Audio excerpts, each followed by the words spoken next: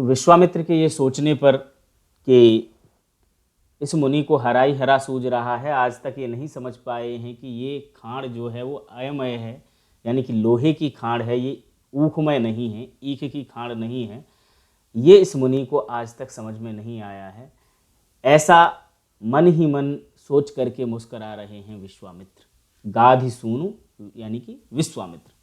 तो इसके बाद में फिर आगे प्रसंग चल रहा है और लक्ष्मण बोलते हैं, कहेऊ लखनु मुनिशील तुम्हारा।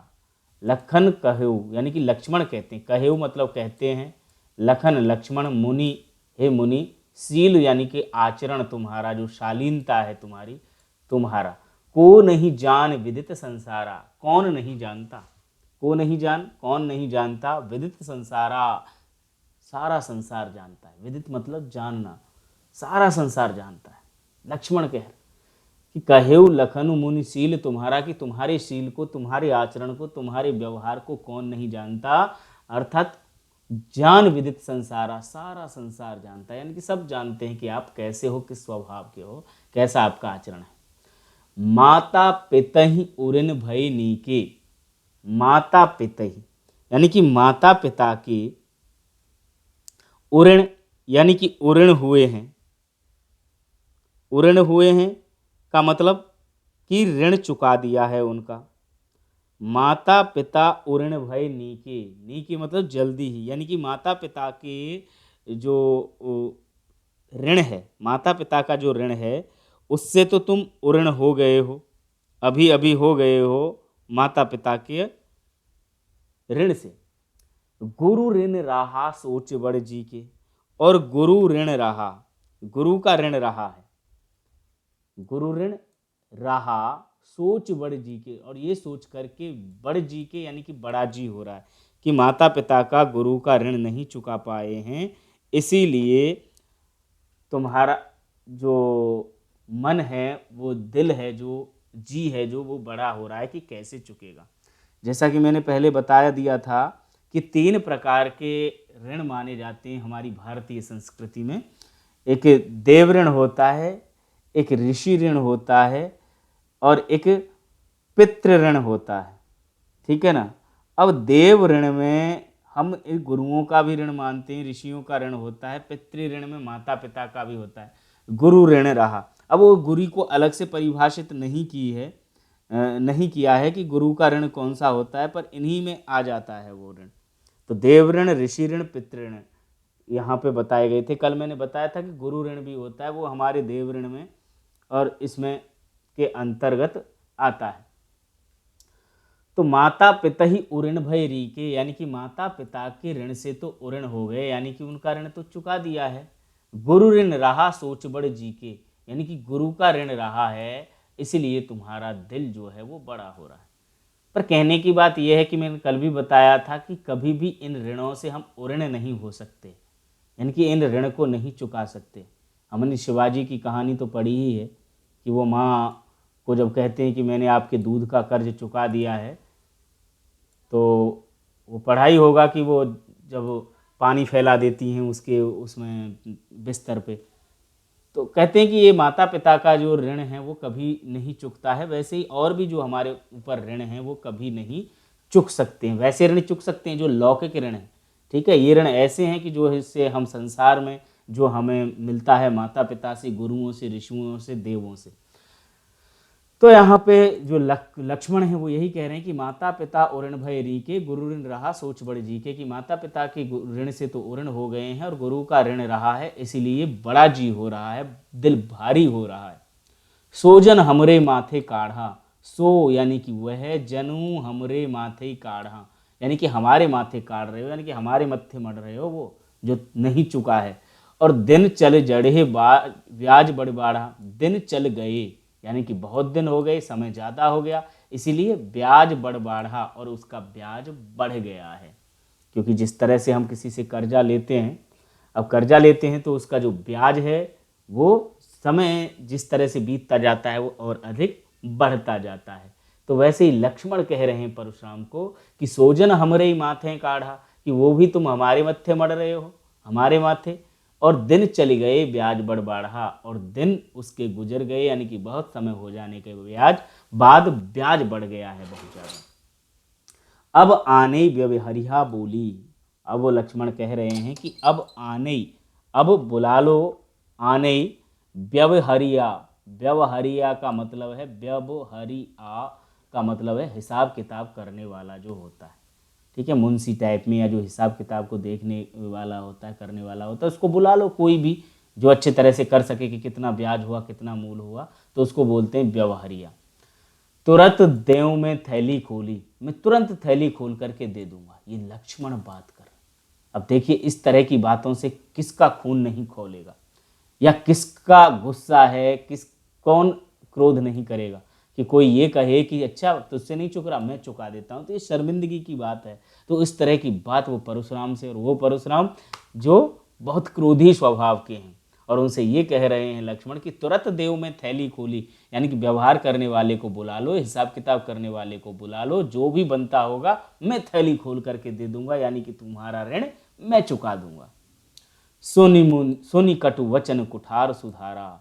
अब सुनी कटु वचन, सुनी यानी कि सुन करके, कटु वचन कड़वे वचन को, किसके कड़वे वचन को, लक्ष्मण के कड़वे वचन को कुठार सुधारा, उन्होंने कुठार सुधार लिया, यानी कि जो कुठार था, जो फरसा था, वो उसको सुधार लिया, यानी कि तैयार कर लिया, हथियार को हाथ में ले लिया।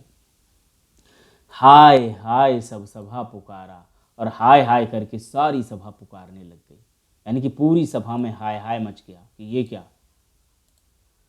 भृगुवर परुष दिखावो मोही, भृगुवर परुष दिखावई मोही, विप्र विचार बचो नृपद्रोही। अब देखिए इतने पर भी जो लक्ष्मण है वो चुप नहीं है, करें कि भृगुवर, भृगुवर यानी कि परशुराम के लिए आया, पहले बताया ना भृगु की संतान, जो भृगु के पुत्र हैं, तो ऐसे ही भृगुवर यानी कि भृगुओं में जो श्रेष्ठ है, वर का मतलब श्रेष्ठ होता है, यहाँ पे वर लिखा हुआ है, वर होता है वर, क्योंकि ये भाषा उस तरह की है, तो ऐसे होता है वर, वर का मतलब श्रेष्ठ। तो भृगुवर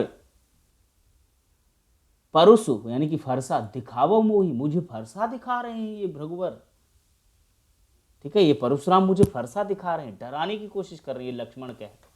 और विप्र विचार, विप्र यानी कि ब्राह्मण, विचार समझ करके बचों में बच रहा हूँ, मैं इनको ब्राह्मण समझ करके बच रहा हूँ, क्योंकि पहले भी लक्ष्मण कह चुके हैं ना कि सुर महिसुर हरिजन और गाई, हमरे कुल इन पर न सुराई, यानी कि जो सुर होते हैं, महिसुर यानी कि ब्राह्मण होते हैं, हरिजन ईश्वर के भक्त, और गाय यानी कि गाय, उन पर हम सूरता नहीं दिखाते। तो यहाँ भी कुछ इस तरह से कहने की विप्र विचार यानी कि ब्राह्मण समझ करके बचों में बच रहा हूँ, नृपद्रोही यानी कि राजाओं के द्रोह करने वाले से, नृप मतलब राजा, द्रोही मतलब द्रोह करने वाला, राजाओं को मारने वाला, राजाओं का नाश करने वाला, राजाओं का दुश्मन है ये, क्षत्रियों का दुश्मन है कौन, परशुराम। तो इसीलिए कह रहा है लक्ष्मण कि भृगुवर परस दिखावई मोही, कि ये परशुराम जो हैं मुझे क्या दिखा रहे हैं, परुष यानी कि फरसा दिखा रहे हैं, और मैं क्या कर रहा हूँ, विप्र विचार वचो नृपद्रोही, यानी कि मैं इनको विप्र समझ करके बच रहा हूँ, ब्राह्मण समझ करके इनसे बच रहा हूँ, छोड़ रहा हूँ इनको। मिले न कबहू सुभट रन गाढ़े, मिले न कबहू, इनको कबहू मतलब कभी भी मिले नहीं हैं, सुभट यानी कि बड़े योद्धा जो होते हैं, सुभट का मतलब बहुत बड़े योद्धा, रण यानी कि रण में गाढ़े, यानी कि इनको कभी कोई अच्छे योद्धा नहीं मिले हैं रण में, युद्ध भूमि में ऐसे ही से लड़े होंगे, कभी कोई महान योद्धा नहीं मिले होंगे मेरे जैसे, ये कहना चाह रहे हैं लक्ष्मण कि मिले न कबहू सुभट रन गाढ़े, और द्विज देवता घर ही के बाढ़े, और कह रहे हैं कि ये जो द्विज देवता हैं यानी कि ये ब्राह्मण देवता जो हैं वो घर ही के बाढ़ हैं, यानी कि घर के ही बड़े हैं, घर में ही इन्होंने डींगे हाँक ली होंगी, कभी किसी से ऐरे गहरे से ही बात कर ली होगी, उसी को ललकार दिया होगा, अब मिला है बराबर का कोई, अब देखता हूँ। तो कह रहे मिले न कबहू सुभट रन गाढ़े, कि इनको कभी भी कोई अच्छे योद्धा मिले नहीं हैं, महान योद्धा लड़ने के लिए, द्विज देवता घर ही के बाड़े, ये तो जो द्विज देवता हैं वो घर के ही बड़े हैं, मुझे ऐसा लग रहा है। अनुचित कही सब लोग पुकारे, और जब देखा कि ये तो बहुत ज़्यादा लड़ाई बढ़ रही है, वाद विवाद बहुत अधिक बढ़ रहा है, तो अनुचित कही कि ये अनुचित है, सब लोग पुकारे, सभी लोग इसको पुकार करके कह रहे हैं कि अनुचित है, ये सब गलत है जो भी हो रहा है। सभा में जितने भी लोग बैठे हुए, पहले भी एक बार इस तरह की स्थिति पैदा हो चुकी है और अभी भी सभी लोग इसको अनुचित बता रहे हैं। अनुचित कहे सब लोग पुकारे, रघुपत सह नहीं लखन निवारे।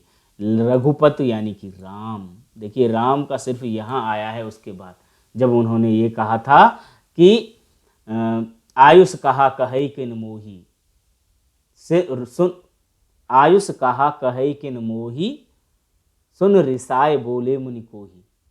उन्होंने कहा था ना कि आपका कोई ना कोई दास ही होगा, कि नाथ शंभुधन भंजन हारा होई केहू एक दास तुम्हारा।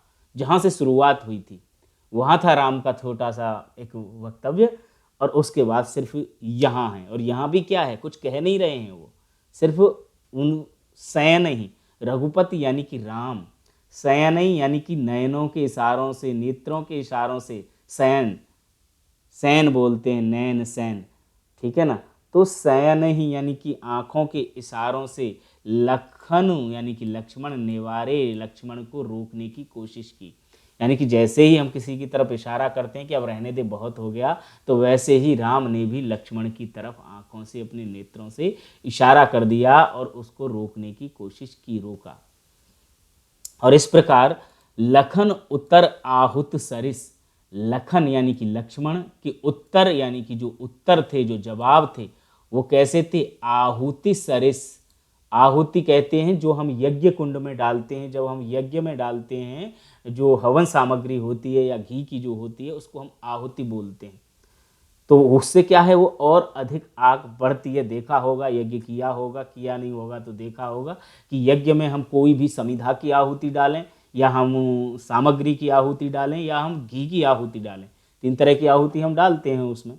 या तो समिधा रखें, वो भी आहुति ही है, समिधा यानी कि उस लकड़ी को बोलते हैं, और या फिर हम उसमें सामग्री डालें जो सुगंधित होती है, और या हम घी की आहुति देते हैं। तो उससे क्या है, वो आग और उद्दीप्त होती है। तो लक्ष्मण के जो उत्तर हैं वो कैसे हैं, आहुति सरिस। सरिस मतलब जैसे, उपमा अलंकार का प्रयोग हुआ है कि लक्ष्मण के जो उत्तर थे वो कैसे थे, आहुति सरिस थे। किसमें, भृगुवर कोप कृशान। भृगुवर यानी कि परशुराम, पहले भी आया है भृगुवर, भृगुकुल केतु, कई बार ये परशुराम के लिए आया। कोप मतलब क्रोध, भृगुवर यानी कि परशुराम के क्रोध, कृशाणु आग का पर्यायवाची होता है। तो जो परशुराम के क्रोध की जो आग है, उसमें जो लक्ष्मण के उत्तर थे वो आहुति के जैसे काम कर रहे थे। यानी कि जिस तरह से आग में घी का काम करता है, घी जिस तरह से आग को और अधिक बढ़ाती है, वैसे ही किसी के वचन भी होते हैं, कहते हैं ना आग में घी का काम कर रही। तो वैसे ही परशुराम की क्रोधाग्नि में लक्ष्मण के उत्तर कैसे थे, आहुति के सरिस थे, यानी कि और उसको बढ़ा रहे थे।